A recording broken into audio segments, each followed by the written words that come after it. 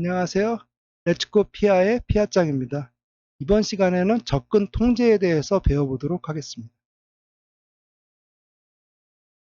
예, 그 불법적인 접근 및 그 침해 사고 그 방지 부분입니다. 그래서 그 법령 항목에서는 그 개인정보 처리 시스템에 대한 접속 권한을 갖다가 인터넷 프로토콜, 즉 IP라고 보통 얘기를 하죠. IP 주소 등으로 제한하여 인가받지 않은 접근을 제한하거나 그 다음에 그 주소 등을 분석하여 개인정보 유출 시도에 대한 탐지 및 대응을 해야 된다라고 되어 있습니다. 그래서 기본적으로 이거 관련된 필요 기능은 그 침입 차단 기능이랑 침입 탐지 기능으로 보시면 될 것 같습니다. 이게 올바른 예인지는 모르겠는데 이렇게 보시면 될 것 같습니다.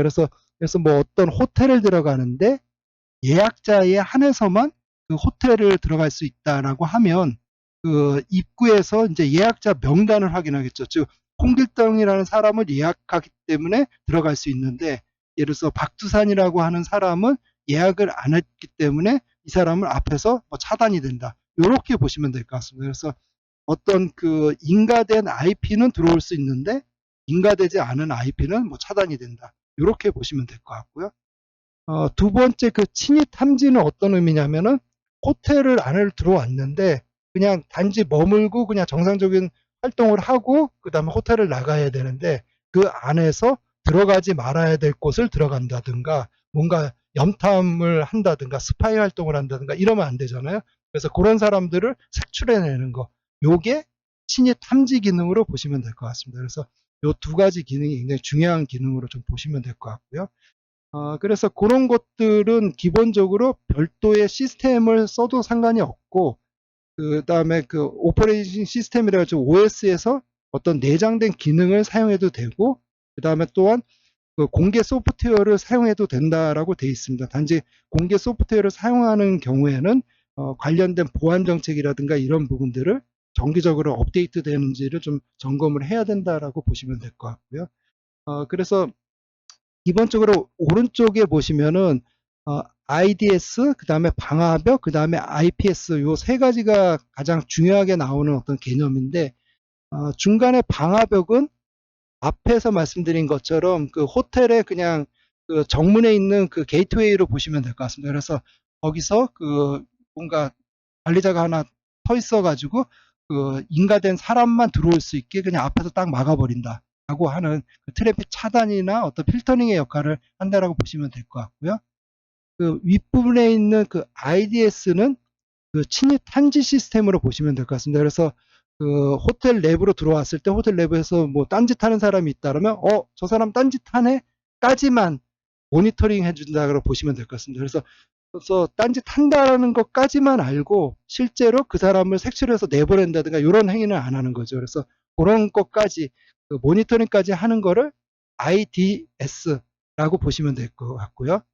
그다음에 IPS는 뭐냐면 그 IDS랑 동일하게 그 침입 탐지도 하고 그다음에 만약에 색출이 되면 색출이 된 사람을 갖다가 그 호텔 밖으로 내쫓는 역할, 즉 못 들어오게 이거를 갖다가 그 트래픽을 차단하는 역할까지가 포함이 돼 있다라고 보시면 될 것 같아요.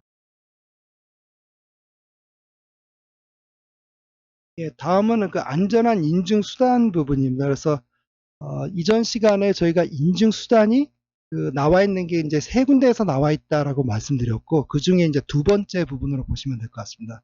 그래서 오른쪽에 있는 그림을 좀 보시면 이해하기가 편하신데 안전한 인증 수단 부분은 이게 그 이용자랑은 상관이 없고요. 그 취급자에 대해서 한정된 얘기로 보시면 될 것 같습니다. 그래서 기본적으로 내부망에서 개인정보 취급자가 접속을 하는 게 아니라 외부망인 인터넷망에서 개인정보 취급자가 접속을 했을 때 어떻게 해야 된다는 거를 나타낸다라고 보시면 될 것 같습니다. 그래서 두 가지 경우가 있는데 첫 번째는 그 이용자인 정보 주체를 제공해주는 이용자 서비스 시스템을 접속했을 경우는 안전한 인증 수단만이 인정이 되고요.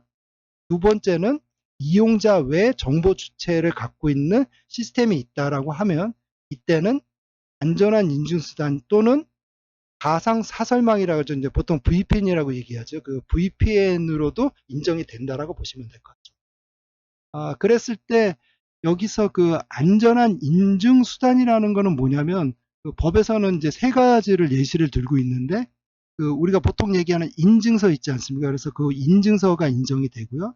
두 번째는 그 스마트 카드나 USB 토큰 같은 어떤 토큰들이 가능합니다. 그다음에 세 번째로는 일회용 비밀번호, 보통 OTP라고 얘기를 하죠. 그래서 원타임 패스워드라고 하는 OTP, 요 세 가지 경우만 그 안전한 인증 수단으로서 그 예시로 돼 있다라고 보시면 될 것 같습니다. 근데 아까도 말씀드린 것처럼 그 이용자 외 정보 주체를 갖고 있는 시스템에서 외부에서 접속할 경우에는 가상 사설망도 가능하다라고 보시면 될 것 같고요. 그래서 가상 사설망이나 또는 뭐 그 전용선도 가능하다라고 보시면 될 것 같고요. 그래서 이 가상 사설망 같은 경우에는 다시 두 가지로 나눕니다. 그래서 예를 들어서 가상 사설망을 갖다가 그 접속해주는 전용 하드웨어 박스 같은 장비가 있습니다. 그래서 그 장비를 통해서 접속하는 걸 갖다가 IPsec VPN이라고 얘기를 하고요.